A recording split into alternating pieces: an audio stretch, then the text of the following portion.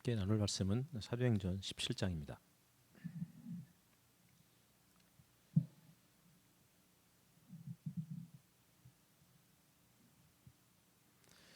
사도행전 17장 16절부터 27절을 교독하겠습니다.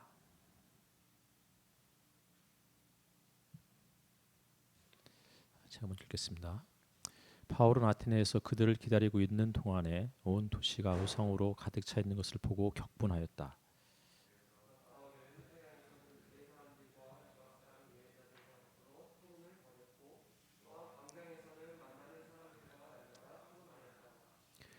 그리고 몇몇 에피쿠로스 철학자와 스토아 철학자도 바울과 논쟁하였는데 그 가운데서 몇몇 사람은 이 말쟁이가 도대체 무슨 소리를 하려는 것인가 하고 말하는가 하면 또 몇몇 사람은 그는 외국 신들을 선전하는 사람인 것 같다 하고 말하기도 하였다.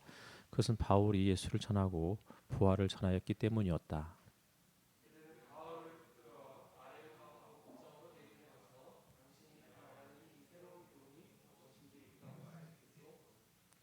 당신은 우리 교회에 생소한 것을 소개하고 있는데 도대체 그것이 무엇인지 알고 싶소 하고 말하였다.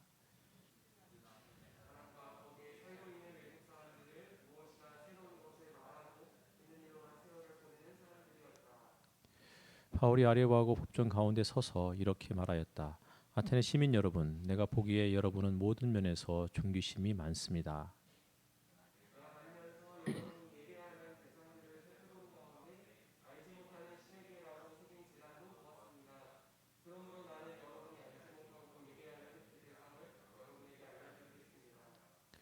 우주와 그 안에 있는 모든 것을 창조하신 하나님께서 하늘과 땅의 주님이시므로 사람의 손으로 지은 신전에 거하지 않으십니다.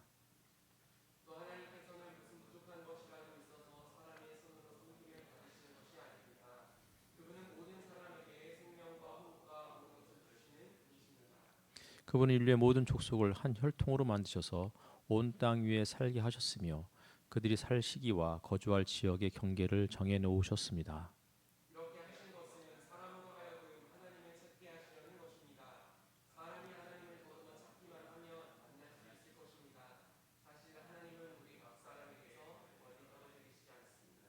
아멘. 잘 지내셨습니까? 오랜만에 또 뵙는 분들 계시네요. 진짜 오랜만입니다. 연일 또 비가 내리고 또 오늘도 지금도 비가 오죠? 지금 그쳤나요? 좀 다행이네요. 하여튼 정말 가을 장마라고 하는 이 말이 무색하지 않을 만큼 연일 비가 내렸습니다. 또 계속 비가 오는 가운데서 또 사회적 거리두기 2단계가 2주 연장되어서 이제 다음 주 이제 돌아온 주일까지 또 이어지게 되는데 어쨌든 이런 가운데서 많은 사람들이 좀 우울하지 않을까 이런 생각들을 해보게 됩니다. 그럼에도 불구하고 이 시간에 또 그리스도의 평화와 또 주님이 주시는 그 힘 주시는 능력으로 여러분의 가정 그리고 여러분에게 또 우리 주님의 평화와 축복이 또 가득 넘쳤으면 좋겠습니다. 저는 2주 만에 뵙는 거네요. 이제 지난주에는 제가 서울 한해교회에서 설교를 하는 것 때문에 참석을 못했고 지난주에는 이제 그래서 오전 선생님께서 설교를 해주셨습니다. 그래서 여러분들께서 설교를 들으시고서 말씀이 너무 좋다, 명료하다, 은혜 받았다, 분위기가 너무 좋다, 이런 이야기들을 저에게 해주신 분들이 계셨습니다. 그 얘기를 왜 저한테 해주시는지는 잘 모르겠지만 저 들으라고 하는 소리 같고 그래서 이번 주 주일도 사실은 오전 선생님에게 한 주 더 부탁해야 되나라는 그런 생각을 했었습니다. 사실 지난 주 중에부터 계속 컨디션이 좀 썩 좋지 않아서 이 백신 부작용 때문인지는 잘 모르겠지만 벌써 10일이 지났는데 이제 접종 부위가 여전히 가라앉지 않고 그쪽 부위에서만 계속 열이 나는 상황이기도 하고 두통이 이제 며칠 동안 이어졌고 책을 보면 계속 깔아지고 이런 상황들이 지금 며칠째 이어지는 것 때문에 그런지 그래서 피곤해서 피로감이 누적돼서 그런지 하여튼 여러 가지 이유로 인해서 전사님에게 부탁을 해야 되겠다라고 생각했는데 지난주에 너무 좋았다는 얘기 듣고서 그러면 안 될 것 같아서 제가 오늘 설교를 그냥 하기로 마음을 먹었었습니다. 예. 사실은 오전사님도 본인이 한 주 더 할 수 있다고 언제든 하명만 내리시면 하겠다고. 근데 그 말을 들으니까 갑자기 정신이 바짝 들더라고요. 이러면 안 되겠구나. 그래서 단호하게 잠깐 망설이지도 않고 그냥 안 된다고 제가 하겠다고 이렇게 말씀드렸습니다. 굉장히 아쉬워하시는 분들도 있을 것 같습니다. 저는 지난주에 말씀드렸듯이 서울 하나의 교회에서 설교를 했는데요. 워낙 그 교회가 유명한 교회이고 또 수준 높은 교회이다 보니까 그 교회에서 설교하는 것이 사실 굉장히 부담스러운 자리였습니다. 그래서 가급적이면 안 가고 싶었고, 또 하나는 그래도 몇 명 안 되지만 주일날 이렇게 오프라인에서 오시는 분들이 계시는데 그분들과 교제하는 시간, 함께 말씀을 나누고 교제하고 서로 이렇게 격려할 수 있는 시간이 그 유일한 시간인데 그거를 못한 것 때문에 사실은 굉장히 부담스러웠었습니다. 그래서 부탁은 2주 전에 받았는데 말씀을 계속 미루다가 답을 미루다가 결국은 해야 되는 상황이라서 하게 됐는데요. 근데 이제 그곳에 가서 부담스럽고 했던 것도 있었지만, 부담스러운 것 플러스 걱정스러운 것은 오전사님이 설교를 너무나 잘해서 교인들의 마음을 쏙 빼놓을까봐. 그래서 근데 이 아니나 다를까 제 예상이 적중하고 말았던 것이죠. 이런 그 가사 있잖아요. 왜 슬픈 예감은 틀린 적이 없나. 잘 모르시나 이 노래 혹시? 왜 슬픈 예감은 틀린 적이 없나. 윤정명 교님이 왜 웃으시죠? 이 노래가 이승환의 노래이죠. 한 사람을 위한 마음이라는 노래인데 갑자기 그 가사가 생각이 나더라고요. 다른 부분은 생각이 잘 안 나는데 그렇습니다. 오늘 본문은 이제 사도행전에서 해석의 논란의 여지가 많은 그러한 본문입니다. 왜 해석의 논란의 여지가 많느냐면 바울이 이제 아테네의 이 아레오바고 법정, 하여튼 이 아레오바고에서 했던 이 설교가 설교냐 아니면 법정 진술이냐, 혹은 이 설교가 과연 성공한 설교이냐 아니면 실패한 설교이냐, 이런 이제 갑론을박들이 꽤 많은 내용들입니다. 이게 이제 법정에서 변론이라고 하면은 변론치고는 너무 부드럽다라는 그런 부분이고, 또 자신에 대한 무죄를 증명하기 위한 내용은 거의 없고, 굉장히 좀 철학적이고 혹은 이제 신학적인 내용들이 담겨져 있기 때문에 이거 변론이라고 하기는 그렇다. 그러면 설교라고 하면 그러니까 그 설교라고 하면 어쨌든 간에 이게 과연 성공한 설교였느냐 실패한 설교였느냐를 이제 가려야 되는데, 성공한 설교라고 하기에는 설교가 끝난 다음에 반응이 너무 없다 였습니다. 그리고 바울의 오늘 본문의 설교는 예수님의 예자도 전혀 나오지 않는 그런 내용입니다. 우리가 조금 전에 읽어보았지만 바울 설교를 우리가 쭉 살펴보면 사실은 계속해서 이 아테네의 시민들과 논쟁하는 가운데 있는 내용들인데, 그들의 이야기로부터 시작되죠. 당신들은 알지 못하는 신이 있는데, 그러면서 그 알지 못하는 신이 사실은 이런 분이시다, 이렇게 이야기하면 쭉 이야기가 전개가 되는데 한 번도 예수님도 나오지 않고 그냥 막연하게 철학적인 이야기들을 막 계속 이어서 하다 보니까 어떤 사람들은 바울의 설교가 그리스 사람들의 헬라 철학의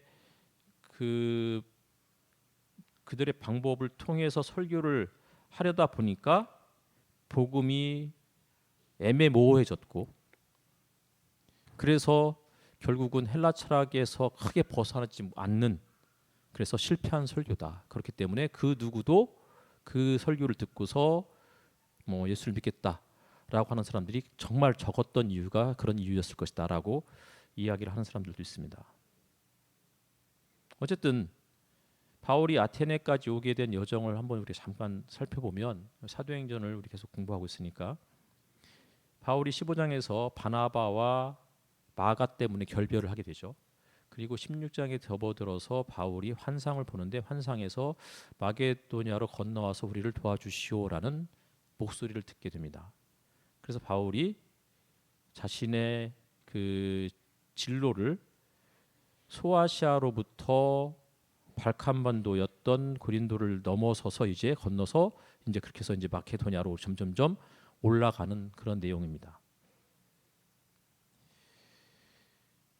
마케도니아에 도착했을 무렵에 바울은 그곳에서 자주 옷감 장사 루디아를 만났고 그곳에서 그 여인에게 복음을 전해서 그와 그 온 가족이 예수를 믿게 되었습니다. 그리고 빌립보에서 여전히 그가 복음을 전하는데 한 귀신 들린 여종이 있었고 그 여종이 미래를 점치는 일을 했었습니다.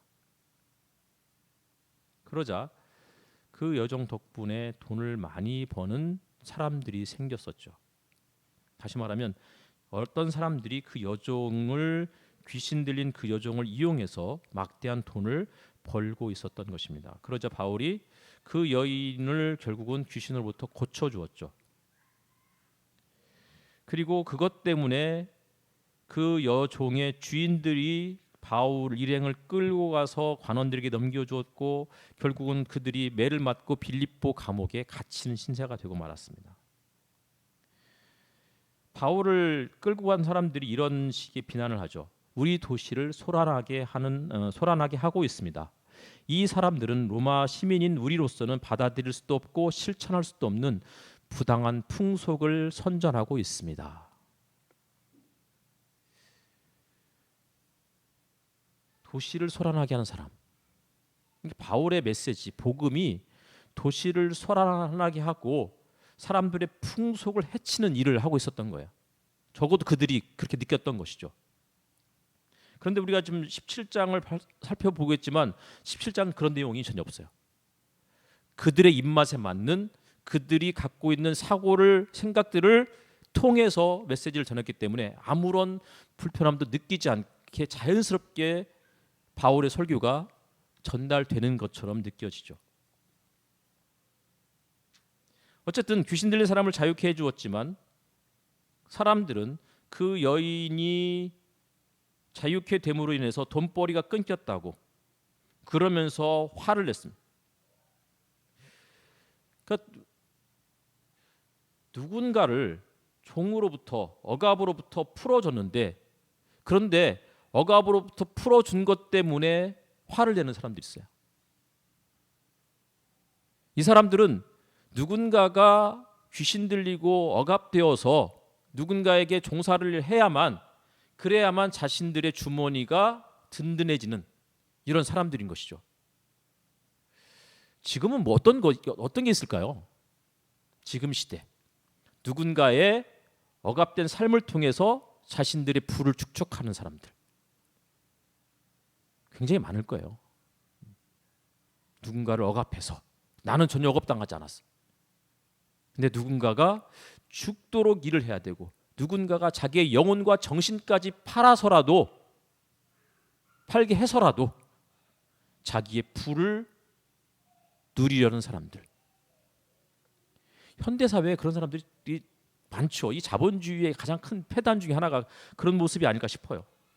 근데 이러한 모습이 그러니까 자기의 영혼 혹은 남의 영혼이나 정신까지도 팔아 넘겨서라도 하고 싶은 것을 해야 하는 사람들. 이게 마치 괴테의 파우스트에 나오는 파우스트가 그런 사람이잖아요. 세상의 모든 것들을 다 모든 지식을 섭렵한 사람이었는데 마지막 한 가지 비밀을 풀지 못한 것 때문에 괴로워하고 있을 때 우울해하고 있었을 때 멤피스토펠레스 하여튼 뭐 정확하게 발음이 하여튼 그 악마가 파우스트를 찾아와 가지고는 유혹하잖아요. 네 영혼, 네 정신 나에게 넘기면 내가 네가 원하는 거 다 줄게. 결국은 그렇게 다 넘겨버리죠. 지금의 우리의 모습이 우리 시대의 모습이 그런 게 아닐까 싶은 거예요. 수많은 사람들이 고통 속에 있는데 요새 아까 우리 같이 기도됐지만 코로나 때문에 얼마나 많은 사람들이 힘들어하고 있어요. 근데 오히려 그것을 이용해서 더 많은 부를 누리는 사람들 있잖아요. 어쨌든 바울은 여종을 사람다운 모습으로 회복시켜 주었어요. 자유케 해 주었다고요. 그런데 그 일 때문에 그 일을 했다고 감옥에 갇히고 말았죠. 하지만 두 사람은 여종이 자유로워졌다고 정상이 됐다고 그것 때문에 화를 내는 다른 사람들과 달리 두 사람은 감옥 안에서 분노하지 않고 기도하고 찬양을 했습니다. 그런 중에 감옥터가 흔들렸고 감옥 문이 열렸죠. 그리고 죄수들 두 사람 바울과 실라뿐만 아니라 그 감옥에 갇혀 있는 모든 죄수들의 손과 발의 착고가 다 풀려났습니다. 잠이 들었던 간수가 잠이 깨어서 보니까 옥문이 다 열려 있었던 것이죠. 그것 때문에 너무 놀라서 죄수들이 다 탈출했구나. 그래서 자기가 받을 처벌이 두려워서 자살을 시도하려 할 즈음에 바울이 멈추시오 그러면서 우리는 여기 있어 뭐 이렇게 얘기해서 결국은 그 자살을 막게 되죠. 그러자 간수가 두려워 떨면서 바울과 실라를 데리고 밖으로 나가게 돼요. 이 부분에 조금 이해가 되지 않죠. 왜냐하면 간수가 이 두 사람을 밖으로 데려갈 권한이 없어요. 간수는 감옥을 지키는 사람이니까. 그런데 어쨌든 간에 자신의 자살을 막았고 그리고 그 뭐 다른 죄수들의 탈출도 어쩌면 막아주었던 바울과 실라에게 고마워서 그랬는지 두 사람을 데리고 나가게 돼요. 그리고는 이렇게 묻죠. 내가 어떻게 해야 구원을 얻을 수 있겠습니까? 어떻게 해야 구원을 얻을 수 있겠습니까? 그러자 그 유명한 구절이죠. 뭐죠? 주 예수를 믿으라. 그리하면 너와 내 집이 구원을 받으리라. 옛날에는 뭐 요새는 뭐 그런 액자가 별로 없지만 옛날에는 참 집집마다 그런 것들이 많이 붙어 있었던 것 같아요. 주 예수를 믿어라. 그리하면 너와 내 집이 구원을 얻으리라. 어쨌든 이 간수는 바울 일행의 그 말을 듣고 바울을 자기 집에 데리고 가서 상처를 씻겨주고 그리고 그로부터 복음을 듣고 침례 혹은 세례를 받고 그리고는 구원을 받게 되었고 온 집에 기쁨이 가득 넘쳤다라고 되어 있습니다. 저는 지난 수요성경에도 말씀드렸지만 사도행전에서 특별히 예수를 믿는 사람들이 나타나는 어떤 그 전형적인 모습들이 이런 모습인 거예요. 예수를 믿자마자 이 사람들이 주로 했던 일이 뭐냐면 공통적으로 했던 일이 극진히 사람들을 대접한다는 거예요. 이 쉬운 일이 아니잖아요. 죄수를 자기 집에 데리고 가서 극진히 대접하는 것도 쉬운 일이 아닌데 어쨌든 그것 때문에 자기가 감당해야 할 불이익도 충분히 예견했을 텐데 하지만 결국 그 이후에 가면 관원들이 죄수를 이 두 사람 풀어주라는 명령이 떨어지게 되죠. 17장에 이르면 데살로니가로 이동한 바울 일행이 3주간 유대 회당을 중심으로 해서 복음을 전하는데 복음의 메시지는 이러했습니다. 예수가 그리스도다. 명확했습니다. 예수가 그리스도다. 제가 이렇게 말씀드리는 이유는 뭐예요? 아레오바고의 설교에서는 예수의 옛자도 나오지 않았다는 것 때문에 지금 계속 말씀드리는 거예요. 그리고 어쨌든 그 이전까지는 사람들이 변화되었고 그리고 심지어는 돌을 던졌고 혹은 뭐 감옥에 가뒀고 뭐라도 반응이 있었는데 아레오바고의 설교에서는 너무나 밋밋하게 반응들이 있었던 것이죠. 그래서 그걸 좀 저희가 자꾸 이제 부각시키기 위해서 이렇게 말씀드리는 거예요. 어쨌든 데살로니가에서 복음을 3주간 전했는데 예수가 그리스도다라고 전했는데 일부 유대인들이 예수를 믿었고 그리고 많은 그리스의 귀부인들이 예수를 영접해요. 그러자 그것을 지켜보던 유대인들 중에서 많은 사람들이 시기심에 가득 차서 불량배들을 고용해서 바울 일행을 박해했고 바울 일행이 결국은 그 박해 때문에 데살로니가로부터 이제 도망을 가서 베레아에 이르게 되죠. 베레아에서도 열심히 복음을 전하는데 거기에서도 데살로니가 사람들이 쫓아와가지고 또 박해하니까 결국은 바울만 아테네로 그렇게 몸을 피신하게 된 거예요. 그래서 그곳에서 이제 일행을 기다리고 있는데 아테네를 지켜보는 바울의 모습이 16절에 그렇게 표현되고 있죠. 온 도시가 우상으로 가득 차 있는 것을 보고 격분하였다. 아테네는 어떤 곳이죠? 뭐 적어도 우리 그리스 문화의 중심이잖아요. 그렇죠?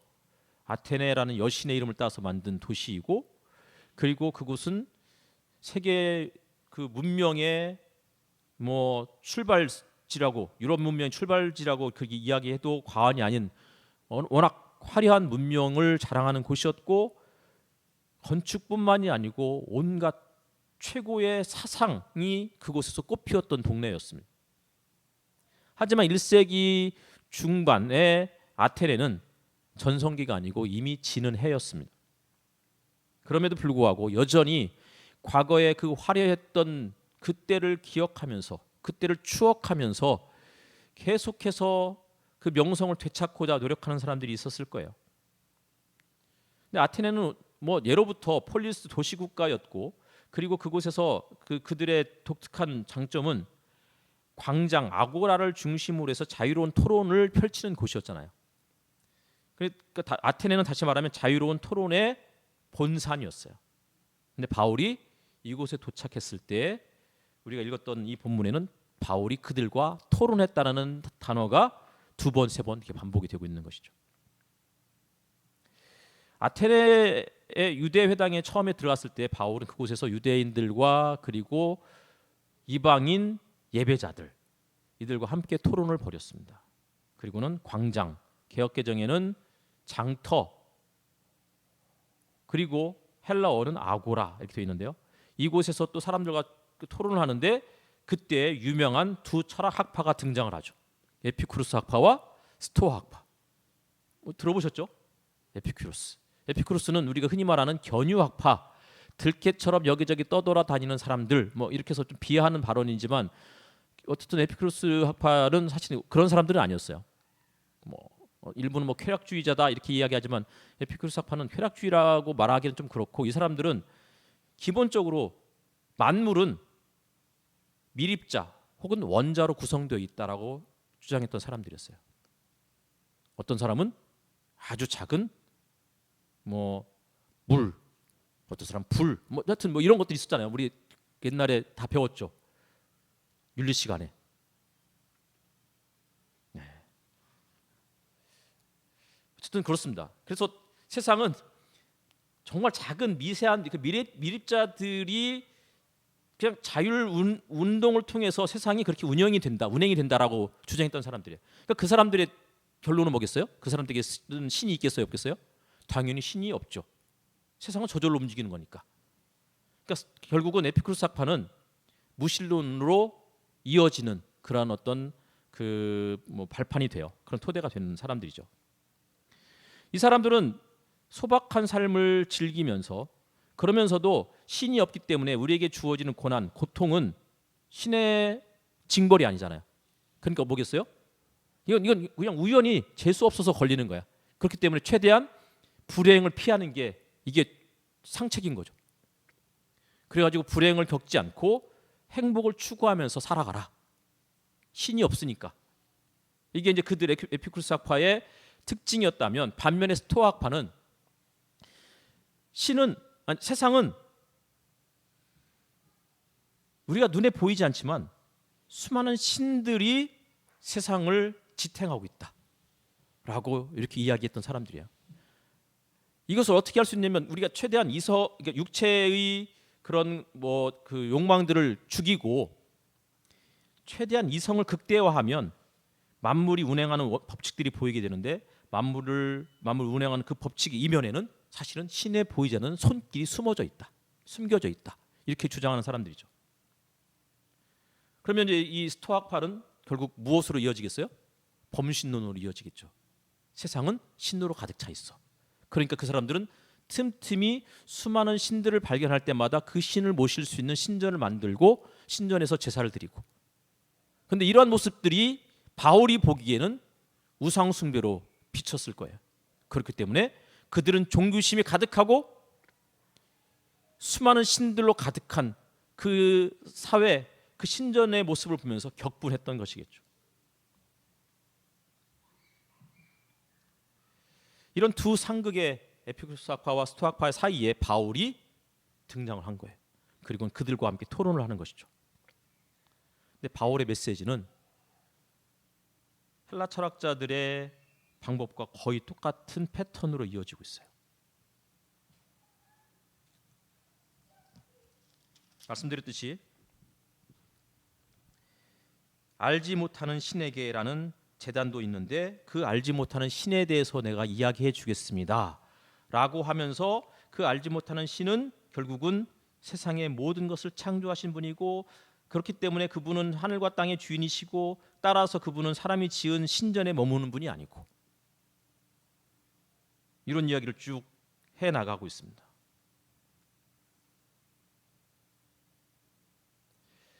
근데 이 바울이 전한 복음이 결론은 예수님의 옛자도 나오지 않지만 부활, 죽음과 부활에 대한 언급이 한번 나오는데, 몸의 부활을 통해서 하나님께서 우리의 몸을 얼마나 중요하게 여기시는지, 우리의 감각이 얼마나 소중한 것인지, 따라서 육체를 멸시하지 말고 육체를 소중히 여겨야 한다는 이런 이야기를 여기서는 구체적으로 하고 있지 않지만 그렇게 이해했을 거예요. 누가요? 에피쿠르스 학파가. 그래서 에피쿠르스 학파는 우리하고 비슷하다 이렇게 생각했을 거예요. 반면에 만물은 신이 만들었어, 만물에는 신의 손길이 깃들어 있어, 이런 얘기를 하니까 스토아학파는 얘 우리하고 좀 비슷한 이야기 하네? 그러면서 우리하고 좀 비슷한 그 사조를 갖고 있는 사람인가 보다 이렇게 받아들였을 거예요. 여기까지는 비슷해요. 그리고 또 하나는 더 나아가서 그 신은 우리가 손만 뻗으면 가까이 계시는, 더듬어서 알 수 있는 분이다 이렇게 이야기하니까 스토아파들은 굉장히 흡족했을 것 같아요. 하지만 여기까지,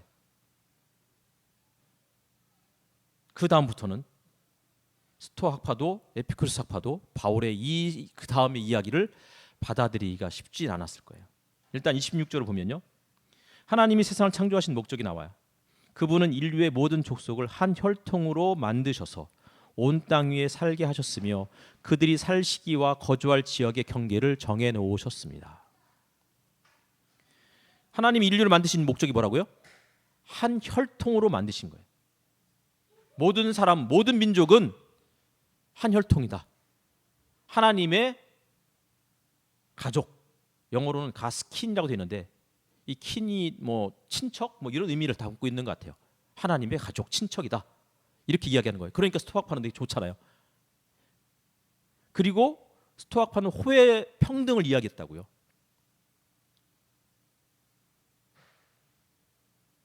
하지만 육체적인 감각이나 욕망을 최대한 억제하고 인간의 감각을 넘어선 이성을 추구함으로 진리를 얻을 수 있다라고 하는 스토아학파, 그리고 그들의 견해에 있어서 더 나아가서는 우리의 이성은 곧 신적인 이성이고 우리의 이성은 곧 신의 존재를 파악할 수 있고, 그리고 우리의 이성은 결국은 만물에 깃들어 있는 수많은 신들을 우리가 이해할 수 있다라고 하는 이런 부분에 대해서 바울은 단호하게 거절하는 것이죠.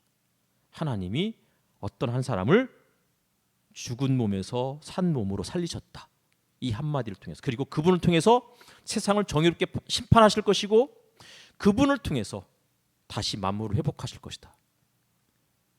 이름은 밝히지 않지만 당신들이 믿는 수많은 신들, 그 신들 중에 한 누군가가 세상을 회복하는 것이 아니고 다시 살아나신 그분이 정의로 세상을 심판하실 것이고 그분이 만물을 회복하실 것이다.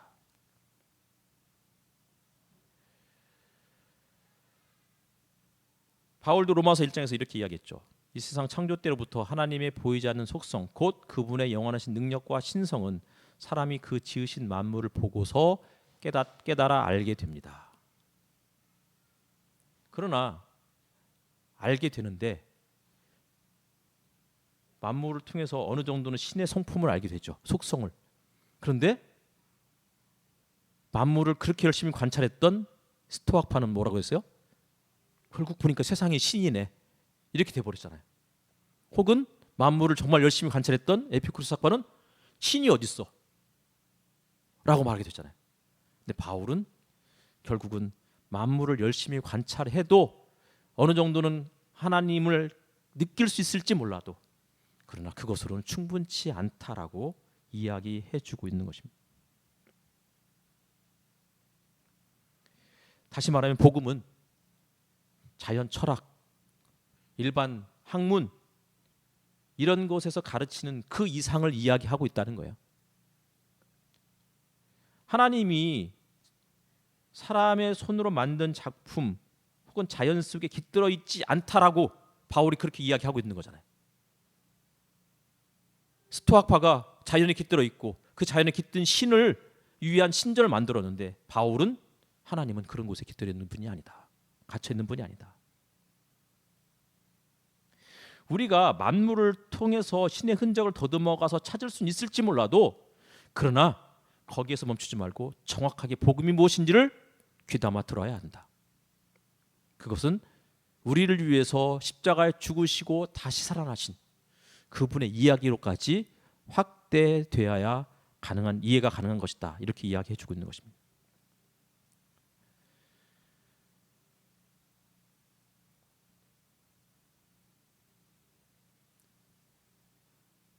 수많은 철학자들은 우리의 이성을 통해서 신을 찾을 수 있다라고 생각했던 것 같아요.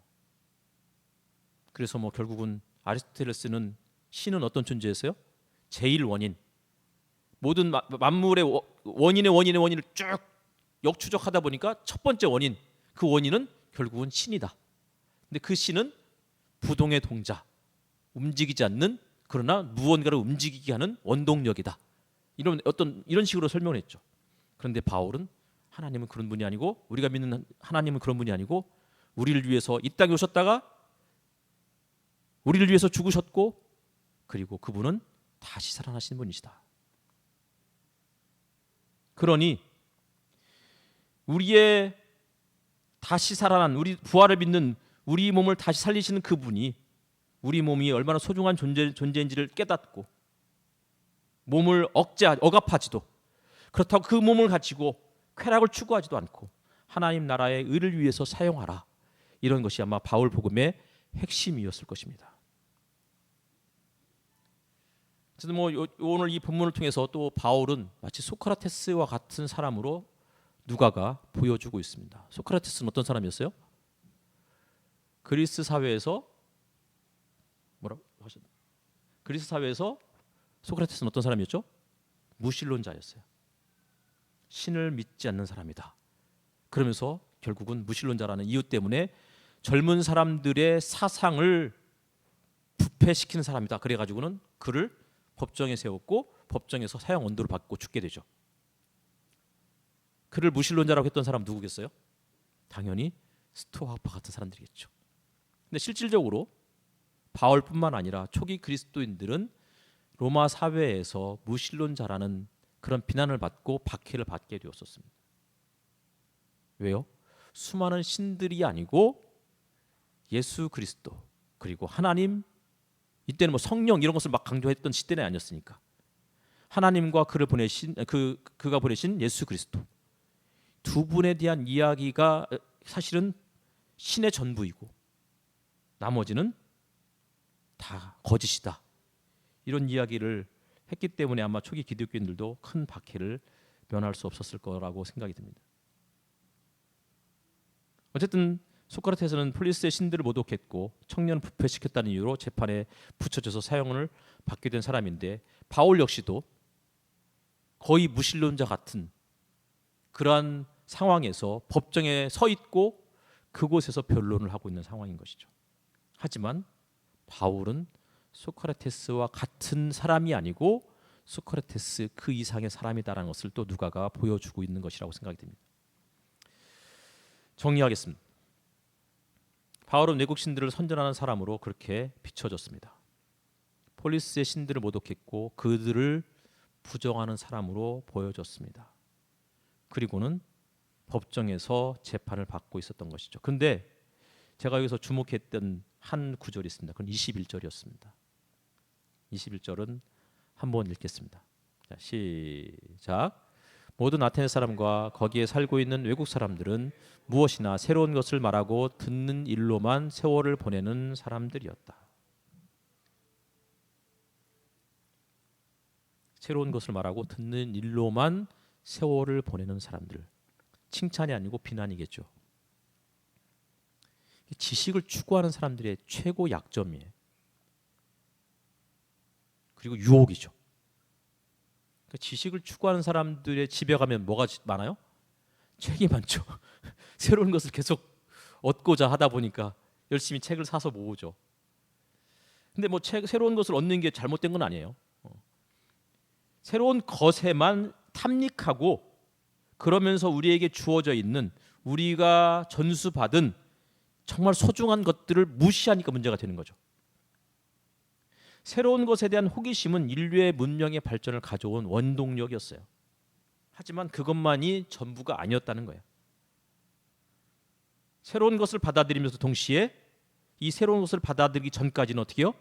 우리에게 전수된 정말 보물과 같은 것들을 간직하고 그리고 그것을 잘 가르쳐주고 그것을 또 우리의 자녀들에게 전수해주는 이런 일들이 있었기 때문에 새로운 것을 받아들여서 그것이 결국은 촉매가 되어서 또 다른 문명을 발전시켰던 것이겠죠. 지식을 추구하는 것, 이것은 말씀드렸듯이 저 같은 사람에게는 참 가장 큰 유혹이고 위험이에요. 그렇게 하다 보니까 우리가 그동안 가지고 있었던 정말 소중한 것, 이런 것을 어쩌면 잊고 살아왔는지도 모르겠어요. 그 소중한 것이 뭐겠어요? 예수 그리스도가 우리를 위해서 이 땅에 오셨고 그리고 그분이 우리를 위해서 죽으셨고 그분이 다시 살아나셨고 그분은 언젠가 이 만물을 완성시키시고 회복하실 분이시다. 이 사실들을 늘 수도 없이 정기적으로 반복해서 되뇌이고 그래서 누군가가 옆구리를 툭 찌르면 바로 예수가 그리스도이십니다. 이렇게 말할 수 있을 만큼의 신앙 고백, 이런 것들이 어쩌면 우리에게는 그런 것들은 너무나 식상한 이야기야 라고 생각하면서 무시했던 것은 아니었을까. 적어도 저는 그랬을지도 모르겠습니다. 신앙이란 것은 새로운 것을 받아들이는 그런 것이 아니고 신앙은 어쩌면 주어지는 것이 아닐까라는 생각을 해보는 한 주였습니다. 예수께서 성령을 우리에게 보내주셨고 다시 말하면 그분은 우리에게 주어진 분이고 따라서 우리에게 주어진 은사는 주어진 것이기 때문에 기프트, 선물인 것이고 그리고 우리에게 주어진 이것을 얼마나 소중하게 여기면서 갈고 닦고 그것을 또 우리의 후배나 우리의 자녀들에게 잘 차근차근 가르쳐 주는 것, 이런 것들이 우리에게 다시 회복되어야 할 영역이 아닐까 싶습니다. 그동안 오프라인으로 모이기 어려운 이런 시대를 살아가고 있지만 그럼에도 불구하고 정기적으로 우리가 예배를 드리고 가정에서 함께 기도하고 또 가정에서 때로 예배를 드리는 이런 모든 삶은 결국은 우리의 소중한 보물들을 자녀들에게 전수하기 위한 그런 방법임을 우리가 기억했으면 좋겠습니다. 신앙은 하루아침에 이루어지는 것이 아닙니다. 그리고 그리스도인은 태어나는 것도 아닙니다. 그리스도인은 만들어지는 것입니다. 그렇다면 그리스도인 됨이 만들어지는 것이라면 결국은 우리는 끊임없이 반사적으로 그 행동을 나타낼 때까지 반복해서 예배하고 기도하고 성찬을 나누고 찬양하고 그리고 사랑해야 할 것입니다. 반복해서 말씀드리지만 이러한 것을 전문 용어로 아비투스의 변화라고 했습니다. 습관의 변화. 정기적인 예배, 정기적인 성경 공부, 신앙 훈련이 왜 필요한지를 계속 강조하고 있는 것입니다. 만일 이런 일들이 수반되지 않으면 18절에 있는 말씀처럼 말쟁이에 지나지 않을 것입니다. 복음은 말에 있는 것이 아니고 우리의 행함에 있는 것이고 우리가 행함으로 그 능력이 나타나는 것입니다. 아프가니스탄 문제가 심각하죠. 그리고 그나마 그래도 300여 명이 미라클 탈출 뭐 이렇게 해서 이제 한국에 또 들어오게 되었습니다.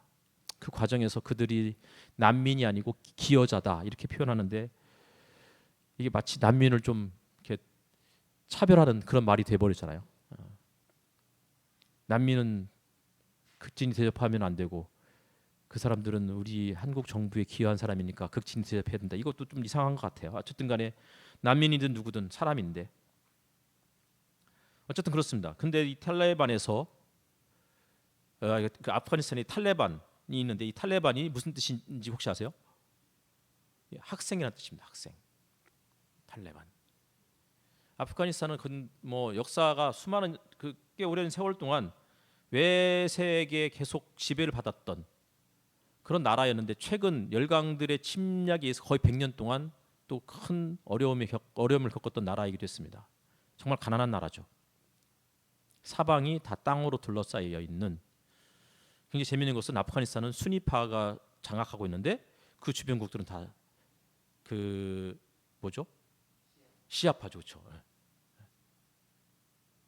그리고 아프가니스탄은 러시아에게 한 20여 년 지배를 받고 영국의 지배를 받고 미국의 지배를 받고 그리고 영국에 의해서 강제로 국경이 설정되면서 아프가니스탄의 가장 큰 부족 중에 3분의 2가 파키스탄으로 편입이 되고 그런데 나라는 너무 어렵고 가난하고 그러니 가난한 그 집안의 아이들이 공부를 해야 되고 먹고 살아야 되는데 먹고 살 길이 가장 보장되어 있는 곳은 어디겠어요? 탈레반에 들어가는 것이었습니다. 그곳에서 가르쳐주는 것을 맹목적으로 받아들였고 그렇게 하다 보니까 자연스럽게 사람들을 억압하고 죽이는 일에 앞장서는 이런 일이 벌어지고 말았습니다. 14세기 패스트가 유럽을 강타했을 때 수많은 사람들이 죽어나갔고 그 수많은 시신들을 거두어서 장례를 집례하는 사람들은 다 가톨릭 신부였습니다. 가톨릭 신부만 그 일을 할 수 있었습니다. 그런데 그 사람들이 패스트에 감염이 돼서 다 죽어나가기 시작했습니다. 그러자 무슨 일이 벌어져요? 신부가 되기 위해서는 10년 이상의 세월을 통해서 그 신부가 됐는데 다 너무 많은 사람들이 갑작스럽게 죽어나가니까 어떻게 되겠어요? 신부 수가 급감했겠죠. 그러자 신부를 급조하기 시작했는데 아주 속성으로 신부들을 양성해서 그 현장으로 보내게 되죠. 그리고 급기야는 성직 매매들이 벌어지기 시작했습니다. 드리고 싶은 이야기는 그것입니다. 신앙은 끊임없는 반복이고 더더군다나 이 반복 중에 하나가 공부인데 이것을 멈추는 순간 우리는 어느 순간부터 어린아이 신앙에서 더 이상 자라지 않고 맹목적인 신앙, 탈레반과 크게 다르지 않는 원리주의, 급진주의로 근본주의로 그렇게 빠질 수도 있다는 것입니다. 지지난주에 말씀드렸듯이 처음 예수 믿었을 때 읽었던 책과 지금의 책이 별반 다르지 않다면 우리는 회개해야 합니다.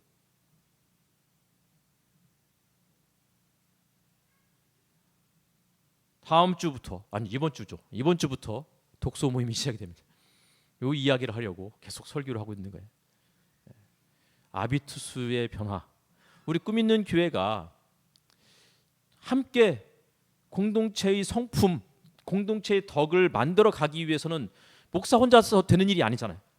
함께 고민하고 함께 기도하고 함께 이야기를 나누는 사람들이 있어야 이게 가능한데 이런 일들을 여러분들이 함께 해주셨으면 좋겠습니다. 사주니까 길지도 않습니다. 사주를 통해서 우리가 얼마만큼 변화될까요? 라고 생각하지 마시고 4주만이라도 함께 참여하면서 같이 기도하고 같이 고민하는 꿈이 있는 교회가 되었으면 좋겠습니다. 아울러서 다음 주부터는 성찬을 할 예정입니다. 성찬을 통해서 최대한 이 방역 수칙을 지켜가면서 함께 성찬을 거행하면서 우리가 그리스도의 몸의 일부임을 고백하는 그런 시간을 가질 예정입니다. 기도하겠습니다.